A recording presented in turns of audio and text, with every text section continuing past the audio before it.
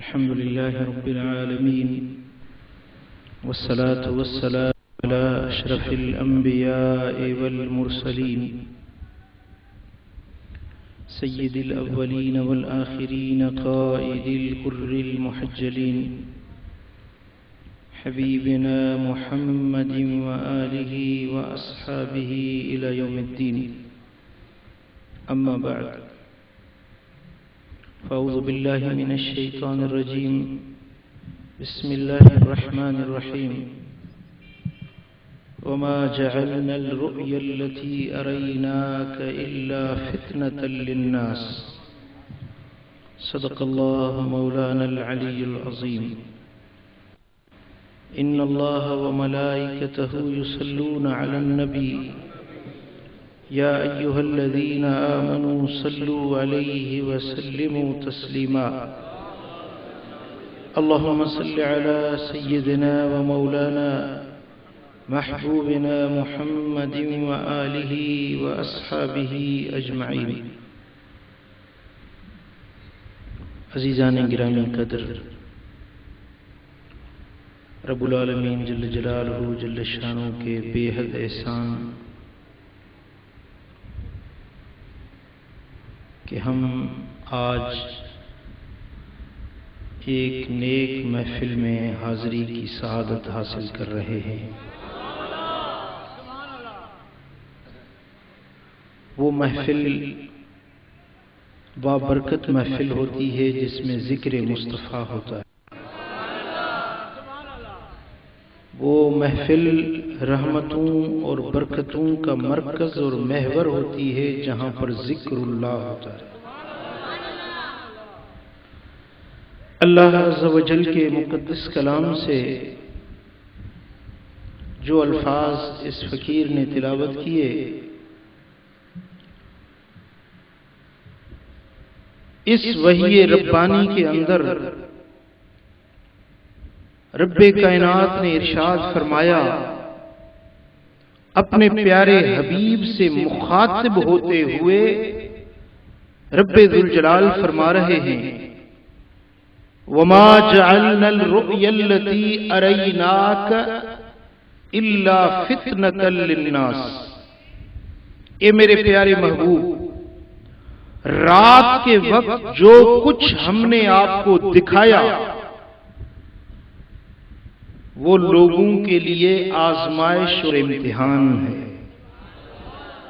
رات کے وقت جو کچھ ہم نے آپ کو دکھایا ہے وہ لوگوں کے لیے آزمائش اور امتحان ہے. اس آیت کریمہ کے الفاظ مبارکہ کے اندر الرؤیا کا لفظ آیا ہے. الرؤیا کثیر المعنی لفظ ہے. کوئی چیز آدمی خواب میں دیکھے، نیند کے عالم میں دیکھے تو اس کو بھی عربی میں رؤیا کہا کرتے ہیں.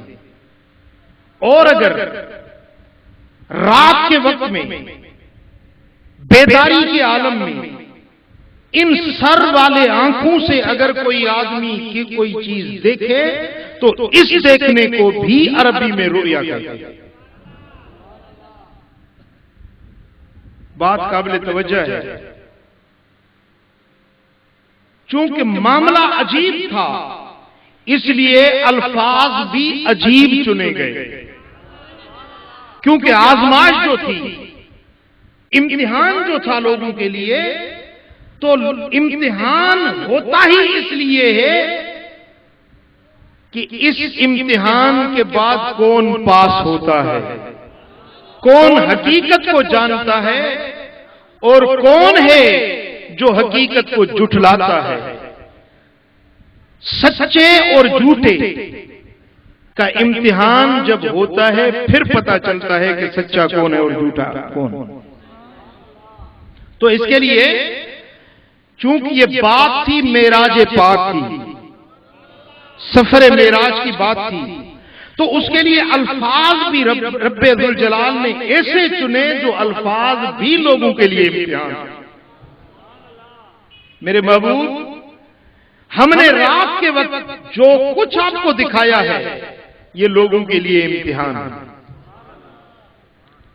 اب اس رویا کے لفظ میں کچھ لوگ کہنے لگے کہ بھئی اس طرح کیسے ہو سکتا ہے کہ رات کے تھوڑے عرصے میں ایک بندہ مکہ مکرمہ سے نکلے، مسجد اقصی فلسطین چلا جائے، پھر آسمانوں کا سیر کرے، پھر اسی رات میں، اسی رات کے تھوڑے سے حصے میں واپس لوٹ آئے؟ یہ کیسے ہو سکتا ہے؟ یہ خواب ہو سکتا ہے، یہ خواب کے اندر دیکھا ہوگا۔ تو کسی نے کہا کہ یہ خواب تھا، کسی نے کہا کہ نہیں یہ خواب نہیں، یہ حقیقت میں آنکھوں کا دیکھنا تھا۔ چونکہ یہاں پر امتحان ہو رہا تھا، اس لیے الفاظ بھی رب ذوالجلال نے ایسے چنے جو الفاظ بھی لوگوں کے لیے امتحان بن گئے۔ آج تک یہ مہمہ ہے اس امت کے لیے، سچے اور جھوٹے، عاشق اور فاسق کا امتحان ہوتا ہے اس موڑ پر آ کر کہ کون ہے جو عقل اور خرد کے پیمانے پر میرے آقا کے معراج پاک کے سفر کو دیکھتا ہے، اور کون ہے جو عشق اور محبت کے پیمانے پر اس سفر کو دیکھتا ہے۔ جو اپنے عقل اور دانائی، اپنے فکر اور سوچ کے پیمانے پر دیکھتے ہیں تو وہ کہتے ہیں یار ایسے کیسے ہو سکتا ہے کہ رات کے تھوڑے سے عرصے میں آدمی مکہ سے نکلے اور مسجد اقصی تک چلا جائے، پھر آسمانوں کے سیر کر کے واپس لوٹ کر آئے تو وہ کنڈی کھٹک رہی ہو اور وضو کا پانی بہ رہا ہو اور بستر بھی گرم ہو۔ یہ کیسے ہو سکتا ہے؟ یہ تو عقل مانتی ہی نہیں۔ جو عقل کے پیمانے پر اس سفر کو، اس سفر معراج کو عقل کے پیمانے پہ دیکھتے ہیں، وہ ناکام امتحان میں ناپاس ہو جاتے ہیں۔ جو کہتے ہیں عقل قرباں کن بپیش مصطفیٰ، مدینے والے آقا کی بات آئے تو عقل کو پیچھے چھوڑ دو، عشق اور محبت سے دیکھا کرو۔ جس نے عقل کے پیمانے پہ دیکھا وہ ابو جہل بن گیا، جس نے عشق کے پیمانے پہ دیکھا وہ ابو بکر صدیق بن گیا۔ سفر وہی تھا، معراج کا سفر وہی تھا، وہی بات تھی، وہی بیان تھا۔ ایک کے لیے وہ سفر کا واقعہ ایک کے لیے باعث رحمت بن گیا، ایک کے لیے باعث زحمت بن گیا، ایک کے لیے باعث نجات بن گیا اور ایک کے لیے باعث عذاب بن گیا۔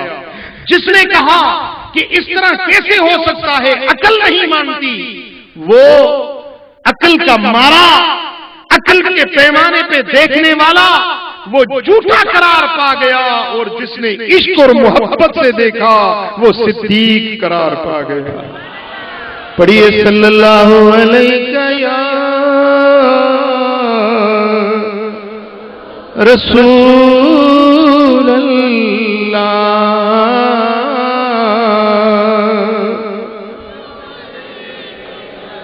صلی اللہ علیہ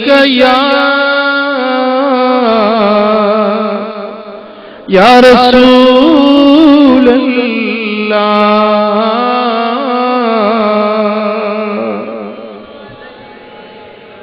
صدیاں بیت گئیں لیکن قیامت تک یہ معاملہ لوگوں کے لیے باعث امتحان رہے گا، کیونکہ رب ذوالجلال نے خود جو فرما دیا وَمَا جَعَلْنَا الرُّؤْيَا الَّتِي أَرَيْنَاكَ إِلَّا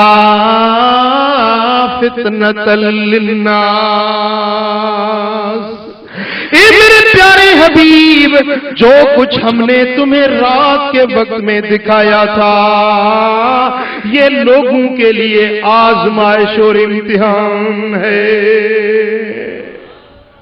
اب بھی بہت سارے لوگ ہیں جو سفر معراج کا انکار کرتے ہیں، کچھ کہتے ہیں خواب میں دیکھا ہوگا، کچھ کہتے ہیں کہ میرے آقا کا معراج صرف روحانی ہوا ہوگا، کچھ کہتے ہیں میرے آقا کا معراج خواب میں نہیں حقیقت میں ہوا، نیند میں نہیں بیداری میں ہوا، یہ دیکھنا روح والی آنکھوں سے نہیں جسم والی آنکھوں سے ہوا۔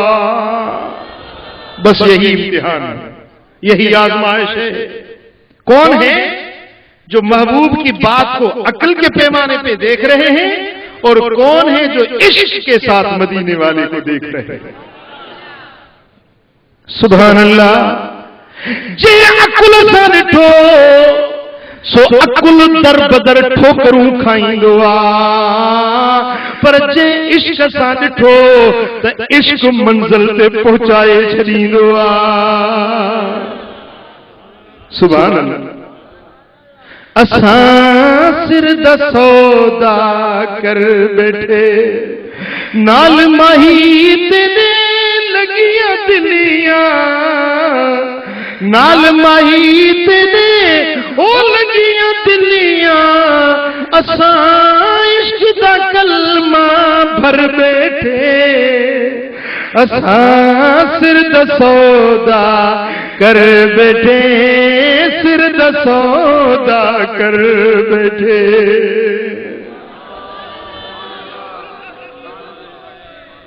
رانجھا کعبہ رانجھا قبلہ مالک میرا شانہ والا، او دل کرے دی دل پکارے سوہن سجن نو، دل پکارے سوہن سجن نو، اساں سر قدماں تے دھر بیٹھے، اساں سر دا سودا کر بیٹھے، سر دا سودا کر بیٹھے۔ اب ذرا توجہ فرمائیں، معراج میرے آقا نے کیا۔ صبح کو جب اٹھے تو آپ نے چاہا کہ اپنے معراج کا واقعہ کسی سے بیان کروں کہ آج رات میں نے یہ دیکھا ہے۔ آپ نے جب اپنی حویلی مبارکہ سے قدم رنجہ باہر فرمایا، آپ نکلے تو سامنے سے وہ بندہ نظر آیا جو سب سے بڑا دشمن ابو جہل، عمر بن ہشام ابو جہل نظر آیا۔ اب قابل توجہ بات ہے کہ ہونا تو ایسا چاہیے کہ پہلے کوئی عشق والا ملتا، کوئی محبت والا ملتا، حضور اس سے بات کرتے، وہ یقین کرتا، وہ تصدیق کرتا، لیکن سب سے پہلے ملا وہ جو دشمن تھا، جو منکر تھا، جو شان رسالت کا منکر تھا، وہ سامنے نظر آ گیا۔ تو میرے آقا سے بیان فرما دیا۔ اب حکمت کیا تھی کہ اگر ابو بکر پہلے سن لیتا، اب عثمان غنی پہلے سن لیتا، مولا علی پہلے سن لیتا، تو وہ خاموش ہو جاتا، کسی سے بات نہیں کرتا، یار دشمن کیا کہیں گے، وہ پہلے سے جھٹلا رہے ہیں۔ اب ایسی بات سنیں گے تو وہ اور میرے آقا کا انکار کرنے پہ تل جائیں گے۔ لیکن اللہ تبارک و تعالی جل جلالہ نے یہ بات پسند فرمائی کہ ایسے آدمی کے پاس یہ بات پہنچائی جائے جو گھر گھر جا کر معراج کا چرچا کرے۔ سبحان اللہ۔ ابو جہل سامنے نظر آ گیا۔ میرے آقا نے فرمایا کہ سنو، ابو جہل کہنے لگا کہ ہاں اے محمد صلی اللہ علیہ وسلم، آج کچھ کو کوئی نئی بات بتاؤ، تو ہر روز کہتا ہے میرے پاس وحی آتی ہے، آج یہ پیغام آیا، آج یہ پیغام آیا، بتا آج کوئی نئی بات ہے تیرے پاس؟ آپ نے فرمایا کہ ہاں اے ابو جہل سن لے، آج اللہ تبارک و تعالیٰ نے مجھے سفر معراج عطا فرمایا۔ رات کے وقت میں، رات کے تھوڑے سے حصے میں مکہ مکرمہ سے نکلا ہوں، مسجد اقصی گیا ہوں، بیت المقدس کے اندر میں نے سب نبیوں کا امام بن کر ان کو نماز پڑھائی ہے۔ پھر آسمانوں پہ گیا ہوں، ساتوں آسمانوں کے سیر کیے ہیں، اور وہ سفر معراج کر کے، یہ سارا سفر کر کے، پھر اسی رات میں، رات کے تھوڑے سے حصے میں پھر واپس اپنے گھر پہنچ گیا ہوں۔ اب اس کو تو ایسی بات چاہیے تھی، وہ دشمن تھا، اب وہ ڈنڈورا پیٹنے لگا، بھائی دیکھو محمد آج کیا بات کر رہا ہے۔ چلتے چلتے وہ ابو بکر صدیق کے در پہ گیا، آج اس نے سوچا کہ آج ابو بکر کا ایمان آئے گا، ایسی بات جس کو تسلیم نہیں کرتی، ابو بکر جیسا دانا آدمی کیوں کر یہ بات تسلیم کرے گا۔ سیدھا چلا گیا ابو بکر کے در پہ، دروازہ کھٹکھٹایا، ابو بکر سنا ہے آج تیرے محمد نے صلی اللہ علیہ وسلم کیا کہا ہے، کیا کہا، کیا فرمایا ہے میرے محبوب نے؟ میرے یار نے جو کچھ کہا ہوگا وہ حق ہی کہا ہوگا، بول بول کیا فرمایا ہے؟ کہ آج تیرے یہ فرما رہے ہیں کہ میں رات کے تھوڑے سے حصے میں اتنا بڑا لمبا سفر کر کے لوٹا ہوں اور جب واپس آیا ہوں تو کنڈی کھٹک رہی تھی۔ تو اب اس کے کان تو منتظر تھے انکار والے لفظ سننے کے لیے، لیکن ابو بکر نے پوچھا کہ سچ بتا ابو جہل، کیا واقعی میرے محبوب نے یہ کچھ کہا ہے؟ ہوں میں نے خود سنا ہے تیرے محبوب نے یہی کچھ فرمایا ہے۔ آپ نے فرمایا کہ ابو جہل سن لے، میں تصدیق کرتا ہوں میرا محبوب سچا، اس کا معراج سچا ہے۔ سبحان اللہ، سبحان اللہ، اللہ اکبر کبیرہ۔ اب بات سنیں، حضرت ابو بکر صدیق نے تصدیق کر دی تو ابو جہل نے کہا کہ کیا ایسی بات کی تو تصدیق کرتا ہے کہ رات کے تھوڑے سے حصے میں یوں گیا یوں واپس آ گیا، تو اس کی بھی تصدیق کرتا ہے؟ تو حضرت ابو بکر نے فرمایا کہ میں اس سے بڑی آسمانوں کی اس چھوٹی بات میں تصدیق کرتا ہوں میرا محبوب سچا، اس کا معراج سچا۔ اللہ اکبر۔ دوستان گرامی، اب تھوڑی بات سمجھنے کی ہے کہ جب محبوب کے شان کی بات ہو، جب محبوب کے عزت اور عظمت کی بات ہو، تو عشق والے اس راوی کو، بیان کرنے والے کو نہیں دیکھتے کہ بیان کرنے والا کون ہے، سچا ہے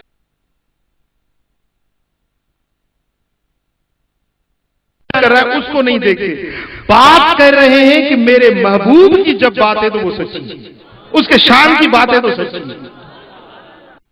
یہ نقطہ ہے قابل توجہ۔ اب جب حضور علیہ السلام کے شان کی حدیثیں آتی ہیں نا، احادیث مبارکہ جن میں حضور علیہ السلام کے شان کی بات ہوتی ہے، تو وہ منکر لڈا جو ہے نا، منکر، وہ کہتے ہیں یار اس کا تو راوی کمزور ہے، اس کی سند ضعیف ہے، اس کے روات جو ہیں وہ قوی نہیں، سکہ نہیں۔ وہ اس حدیث کے راویوں کو کہتے ہیں کہ سکہ نہیں، اس حدیث کا انکار کر دیتے ہیں۔ میں آپ سے پوچھتا ہوں کہ ابو جہل جیسا جھوٹا دشمن، منکر، مخالف،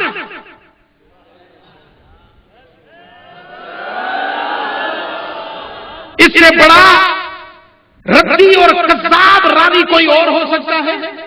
ابو جہل روایت کر رہا ہے، جھوٹا ہے، کذاب ہے، دشمن رسول ہے، وہ روایت بیان کر رہا ہے، معراج کے سفر کی روایت بیان کرنے والا جھوٹا ہے، مسلمان نہیں ہے، کافر ہے۔ لیکن جب بات نے تصدیق کی یا تکذیب کی، اقرار کیا یا انکار کیا، بولو، جب شان محبوب کی بات ہو دیکھا جاتا، جب محبوب کے شان کی بات ہے تو عشق والے کہتے ہیں میرے یار کا شان میں مانتا ہوں۔ اب ایسی 20 حدیثیں ہیں جن پر رسالت، شان رسالت انکار کرتے ہیں، بھئی یہ حدیث صحیح نہیں، اس کے راوی کمزور ہیں، اس کے روایت اور درایت میں یہ نقص ہے، یہ خامی ہے۔ ارے یوں نہیں کہتے کہ تمہارے ایمان میں خامی ہے۔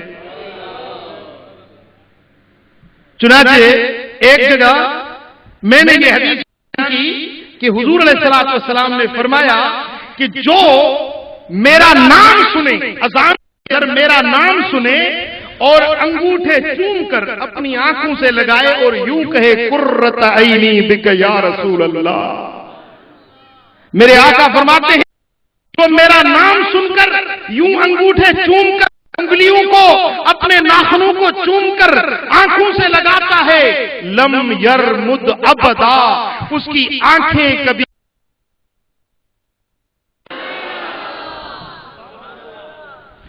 تو ایک کہنے لگا کہ صحیح اس کی تو احادیث، یہ جو حدیث آپ نے بیان کی ہے اس کے راوی کمزور ہیں، یہ حدیث صحیح نہیں. میں نے کہا یہ میرے محبوب کے شان کی حدیث ہے نا، اس لیے تمہیں اس کے راوی کمزور نظر آتے ہیں. ہم کہتے ہیں کہ فضائل اعمال میں اگر راوی کمزور بھی ہو، ابو جہل جیسے جھوٹے راوی بھی ہو، جب شان رسالت کی بات ہوگی ہم اس کو مان لیں گے. بات سمجھ میں آتی ہے نہیں؟ صلی اللہ علیہ یا رسول اللہ.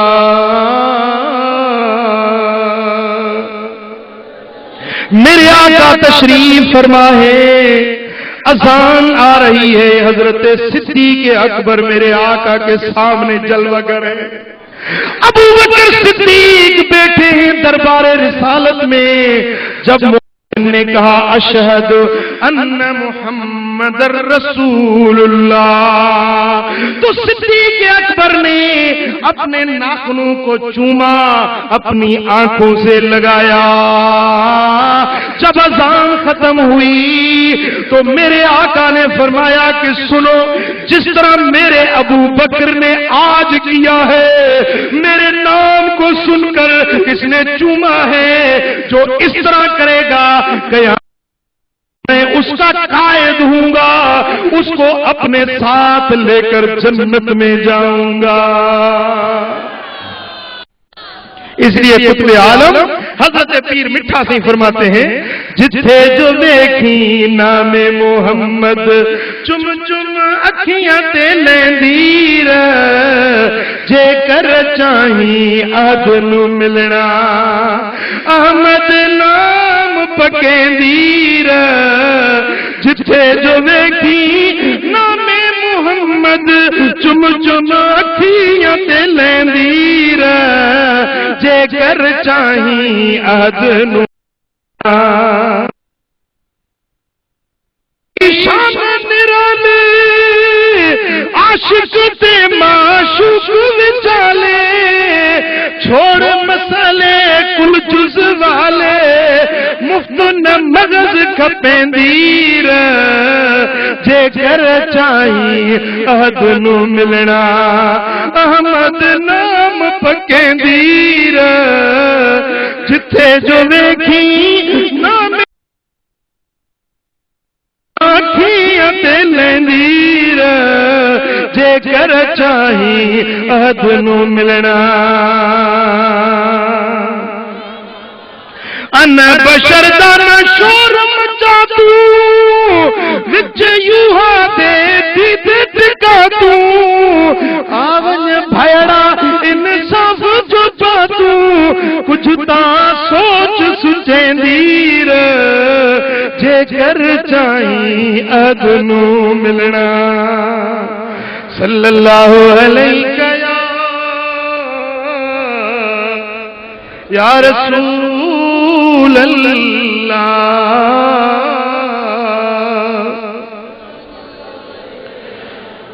صلی اللہ علیہ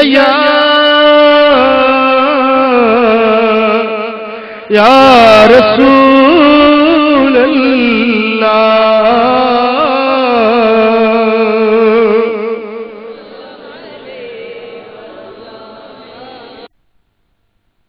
دنیا کے سائنسدان کہتے ہیں کہ یہ جو دھرتی ہے، زمین ہے، یہ نظام کہتے ہیں سولر سسٹم، نظام شمسی.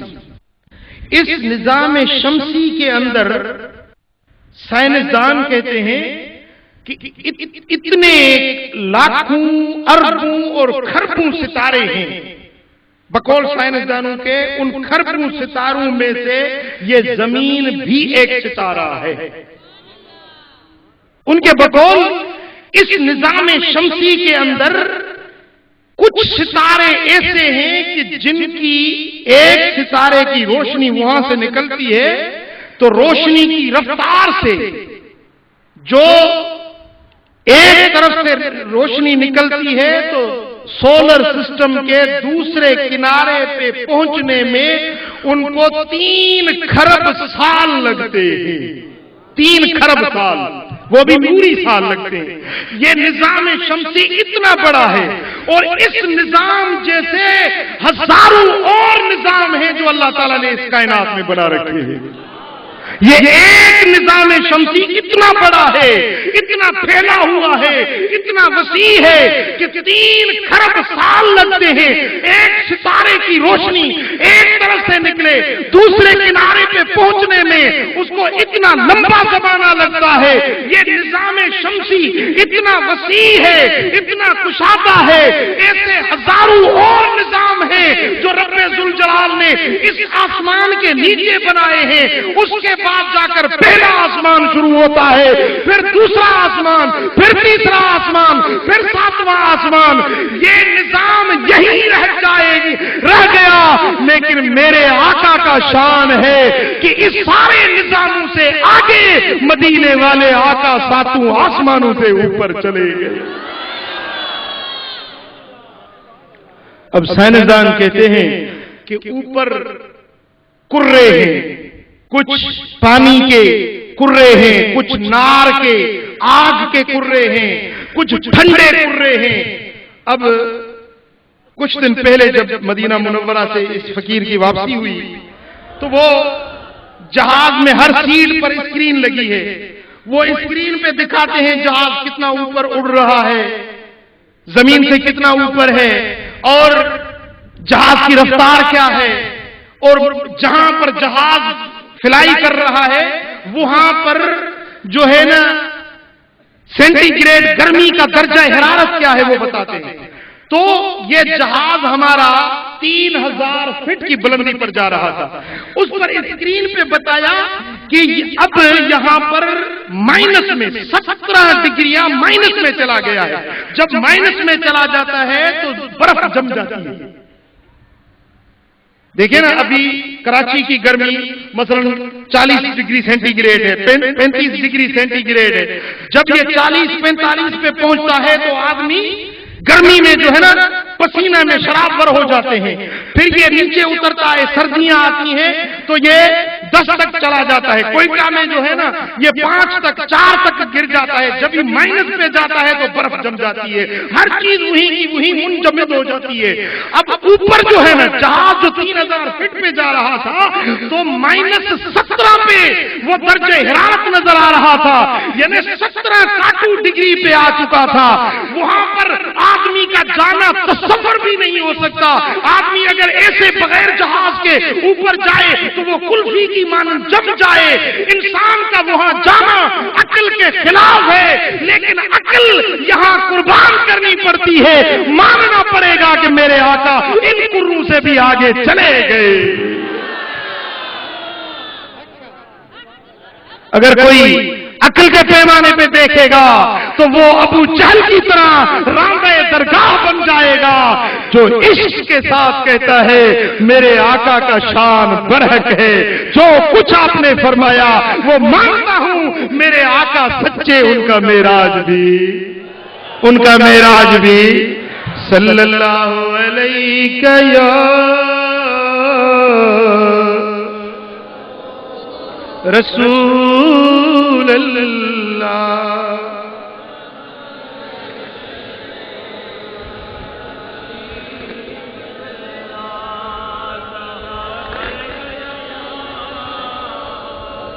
تو ابو جہل نے جھٹ میں یہ پورے مکے کے گلی گلی میں بات پھیلا دی۔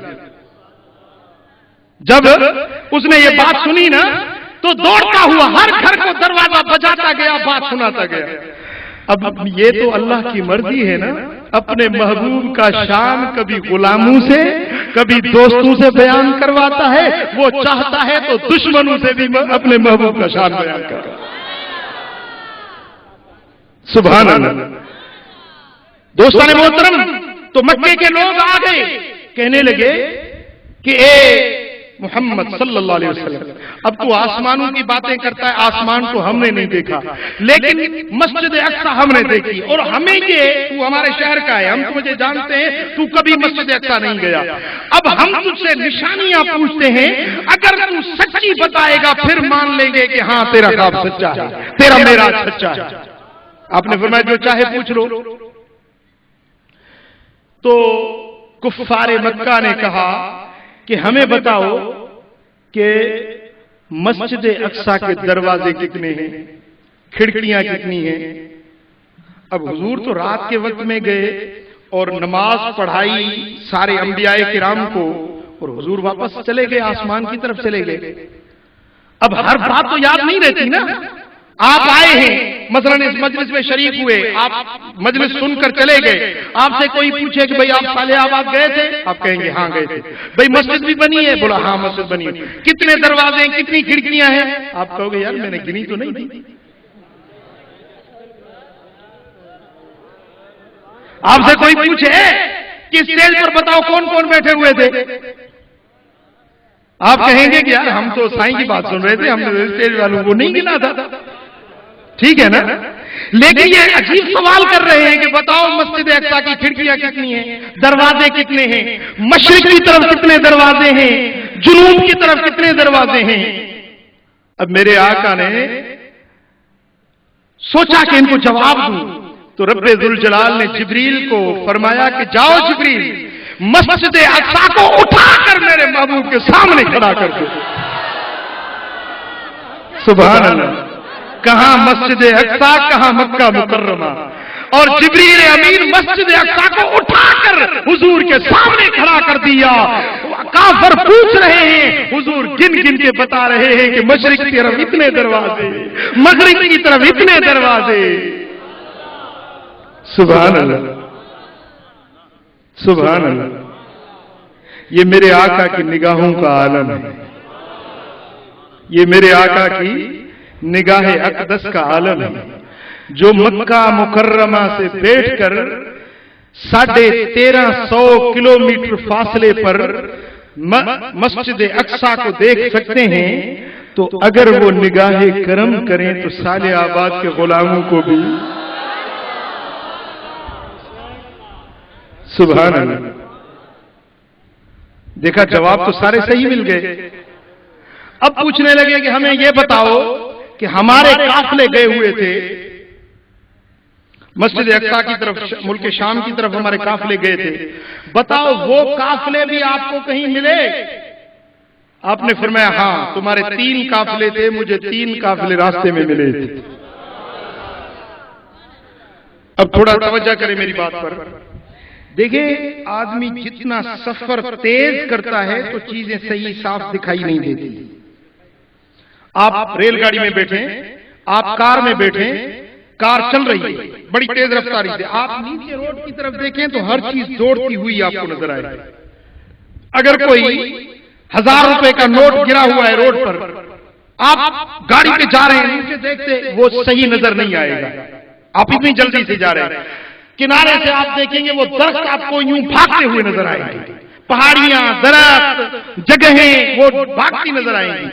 لیکن اب یہ سفر میرے محبوب کا، جہاں پر براق کی نظر پڑتی ہے وہاں پر اس کا قدم پڑتا ہے، جہاں نگاہ پڑتی ہے وہاں قدم پڑتا ہے۔ اتنا تیز رفتاری کا سفر ہے، سفر اتنا تیز رفتاری سے، اور باتیں ایسے بتا رہے ہیں کہ ذرہ ذرہ، لمحہ لمحہ کا ہر معاملہ بیان فرما رہے ہیں۔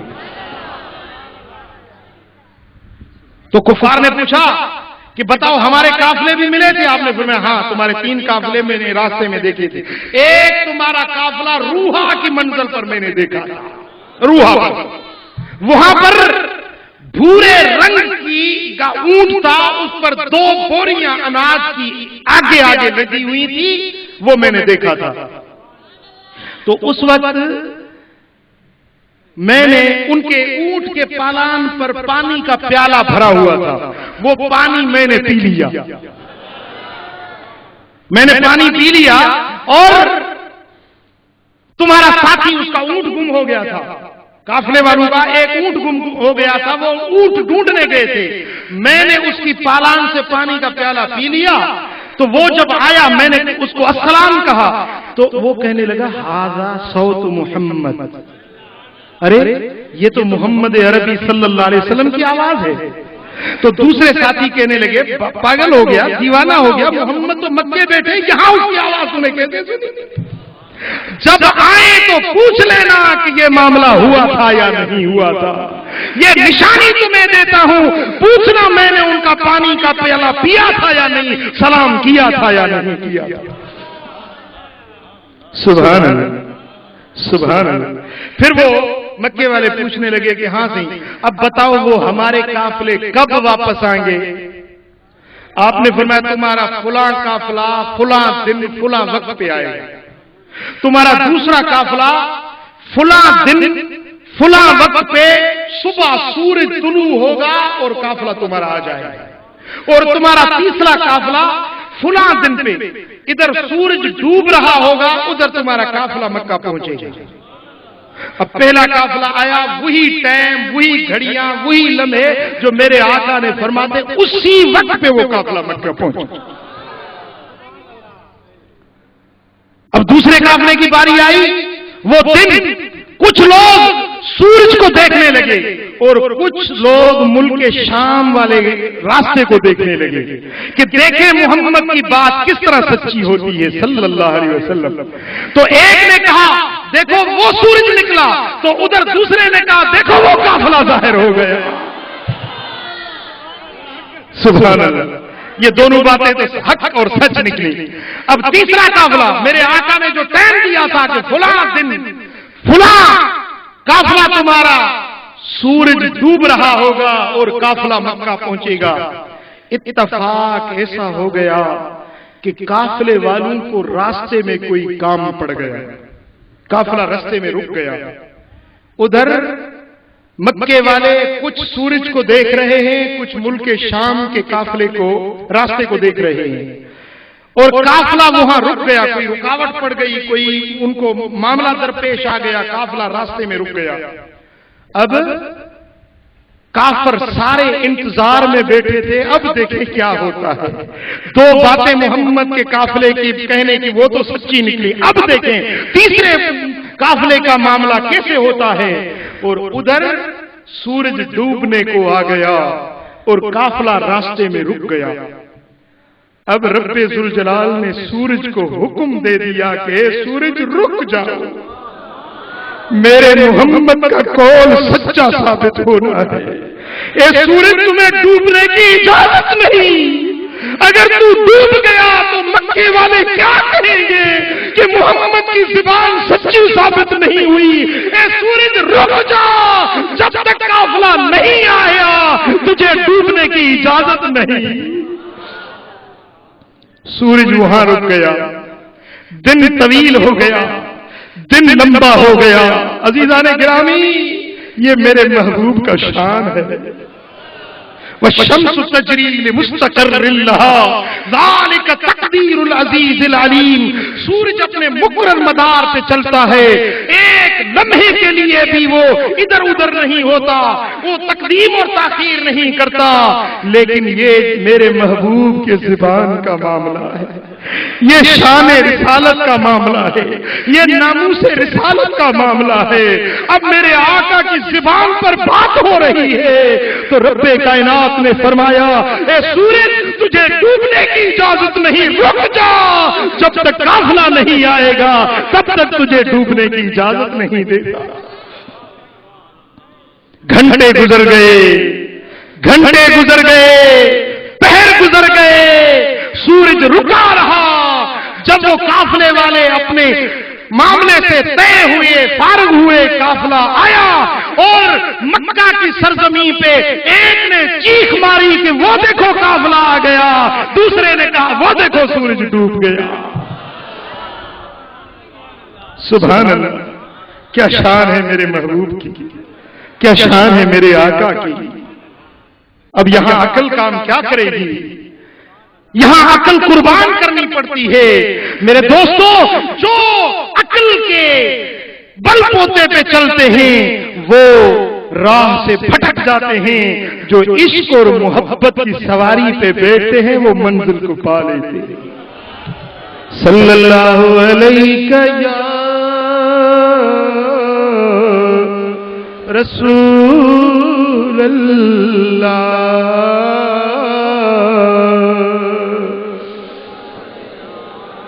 صلی اللہ علیہ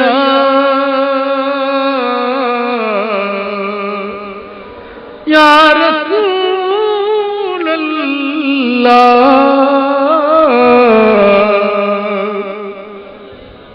محبت صلی اللہ علیہ یا رسول اللہ۔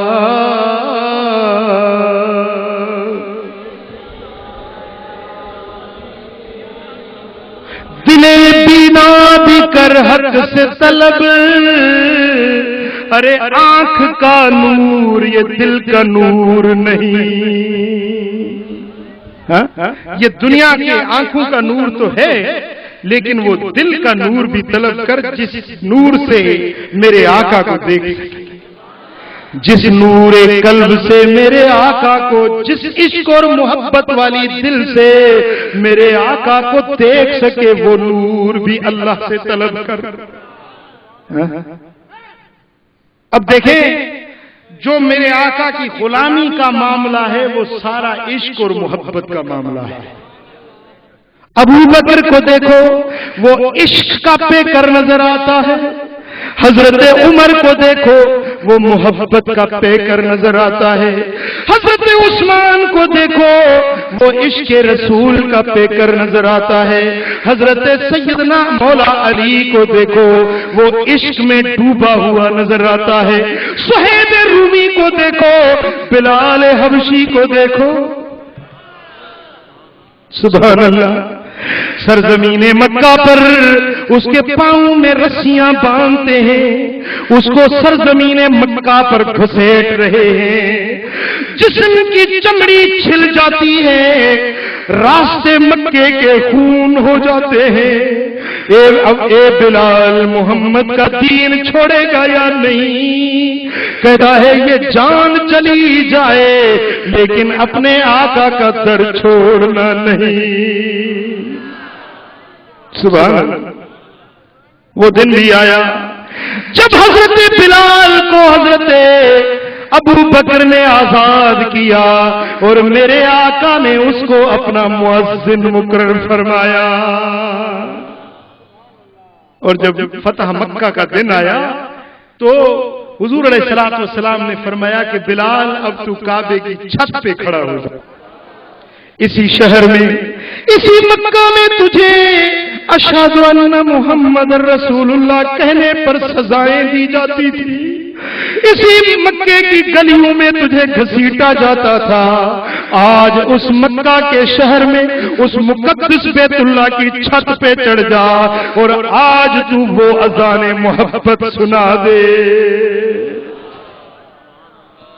حضرت بلال نے عرض کی کہ یا رسول اللہ، جب میں اذان پڑھتا ہوں تو کعبے کی طرف رخ کر کے پھر اذان پڑھتا ہوں، اب تو کعبے کی چھت پر ہوں، اب بتاؤ رخ کس طرف کروں؟ آپ نے فرمایا بلال رخ میری طرف کرو اور اذان پڑھو۔ سبحان اللہ۔ حاجیوں آؤ شہنشاہ کا روزہ دیکھو، کعبہ تو دیکھ چکے اب کعبے کا کعبہ دیکھو۔ حضرت بلال نے جب وہ اذان پڑھی تو کیا منظر ہوگا، سبحان اللہ۔ پھر جب مدینہ منورہ آئے تو بلال کو اپنا مؤذن مقرر فرمایا۔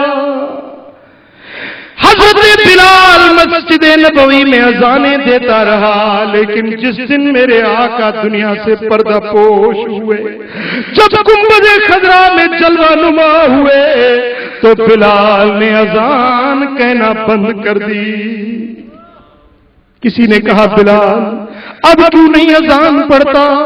کہا کہ جب اذان پڑھتا تھا تو اشارہ کرتا تھا یہ ہے میرے محبوب محمد الرسول، اب میں ہاتھ کا اشارہ کدھر کروں؟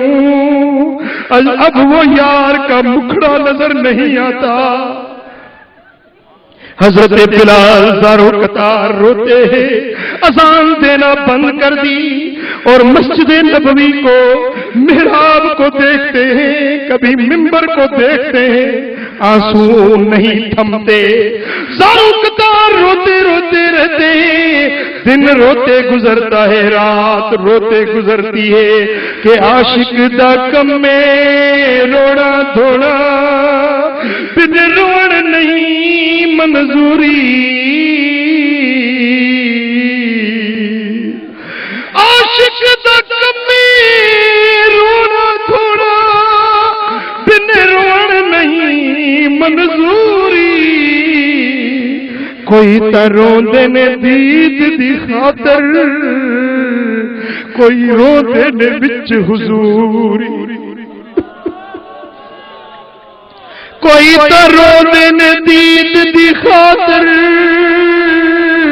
کوئی روندے نے وچ حضوری، دل روے بھویں اکھیاں روون، وچ عشق تے روڑ ضروری، آزم عشق وچ رونا پیندا، بھویں حاضر ہو بھویں دوری۔ حضرت بلال نے مدینہ منورہ کو چھوڑا اور ملک شام چلا گیا، حلب کے شہر میں رہنے لگا کہ اب مدینے میں کیا کس طرح میری زندگی گزرے۔ اب وہ مسجد خالی دیکھتا ہوں، محراب و منبر خالی دیکھتا ہوں۔ 6 مہینے گزر گئے یا کچھ عرصہ زیادہ گزر گیا، ایک رات سوئے ہوئے ہیں، خواب میں میرے آقا کا دیدار ہو گیا۔ حضور علیہ الصلوۃ والسلام کی زیارت ہوئی، آپ فرماتے ما هذه الجفوۃ یا بلال، اے بلال یہ کیسی جفا ہے، اے بلال یہ کیسی جدائی ہے، اما لک ان تزورنی فی المدینہ، کیا تیرا دل نہیں کرتا کہ مدینے میں میرے دیدار کو آئے؟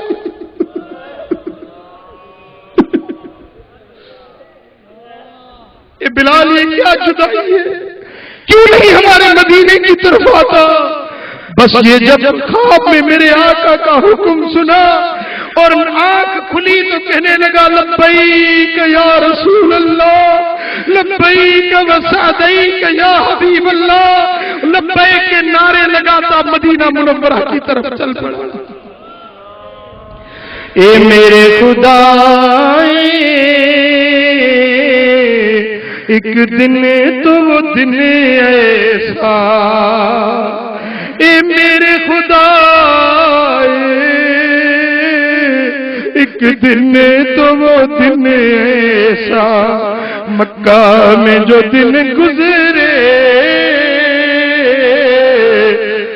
وہ رات مدینے میں، لجپال محمد کی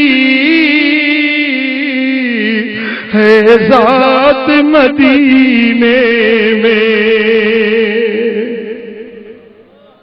سبحان اللہ۔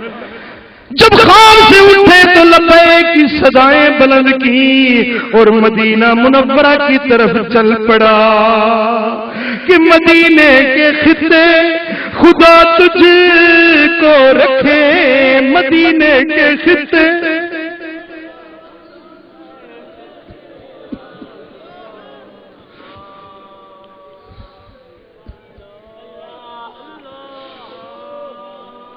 مدینے کے خطے خدا تجھ کو رکھے، غریبوں فقیروں کے ٹھہرانے والے۔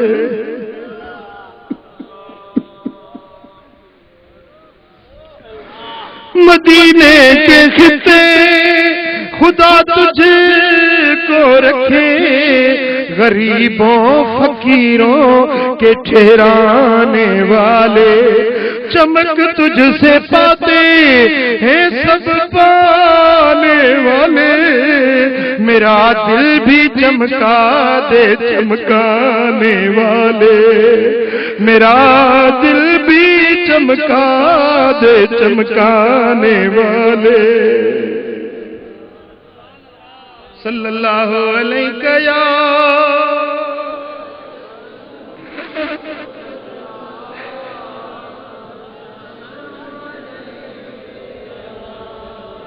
صلی اللہ علیہ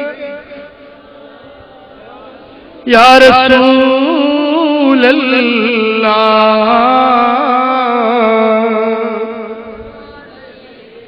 حضرت بلال نے سوچا کہ شاید پھر وہی جلوہ ظاہر ہو گیا ہے۔ حضرت بلال روتے دوڑتے ملک شام سے چلے، اور جب مدینہ منورہ پہنچے تو مدینہ میں ایک شور بپا ہو گیا کہ بلال آ گئے، بلال آ گئے، بلال آ گئے، مؤذن مصطفیٰ بلال آ گئے۔ تو چھوٹے چھوٹے بچے اپنی ماؤں سے پوچھنے لگے، امی جان مصطفیٰ کے مؤذن آ گئے، ہمارے آقا کب آئیں گے؟ امی جان ابو جان بتاؤ، بلال آ گئے، مصطفیٰ کب جلوہ دکھائیں گے؟ حضرت بلال سیدھے مدینہ منورہ میں آئے، مسجد نبوی میں محراب کو خالی دیکھا، منبر کو خالی دیکھا تو دوڑتے ہوئے مزار انور کی طرف چل پڑے۔ مزار انور کی خاک مبارک اپنے آنکھوں سے لگائی اور عرض کی، یا رسول اللہ مجھے ملک شام سے بلایا، غلام آ گیا، یا رسول اللہ اب تو مکھڑا دکھاؤ، اب اپنا جلوہ دکھاؤ یا رسول اللہ، مجھے اپنا ہی دیوانہ بنا دو یا رسول اللہ۔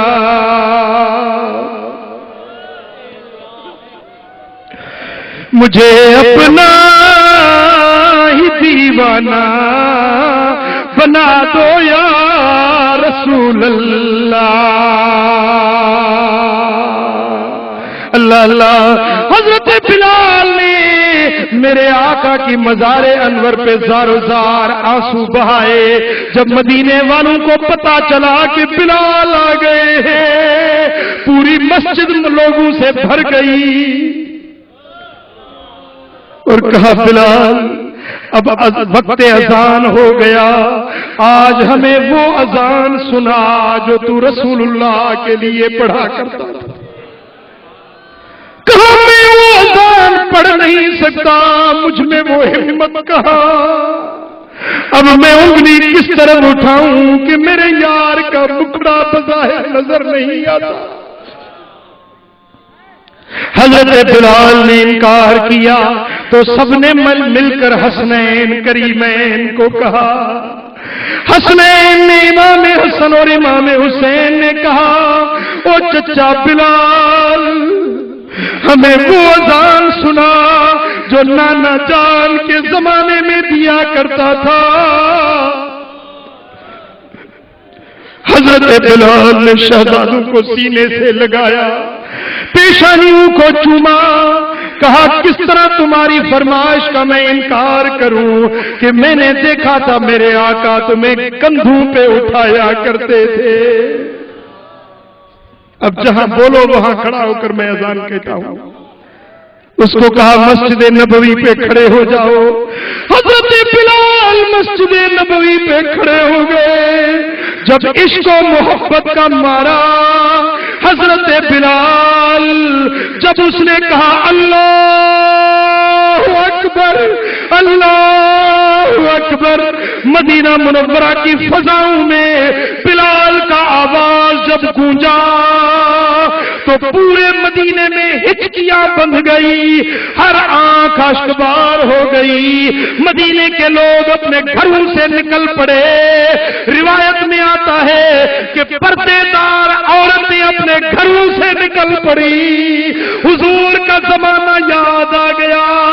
مدینے میں کوئی آنکھ نہیں بچی تھی جس آنکھ میں آنسو نہ ہو، ہر کوئی رو رہا تھا، مصطفیٰ کا زمانہ یاد کر رہا تھا۔ عجب آدھی رات جو مکھے سنو سرور یاد پیو،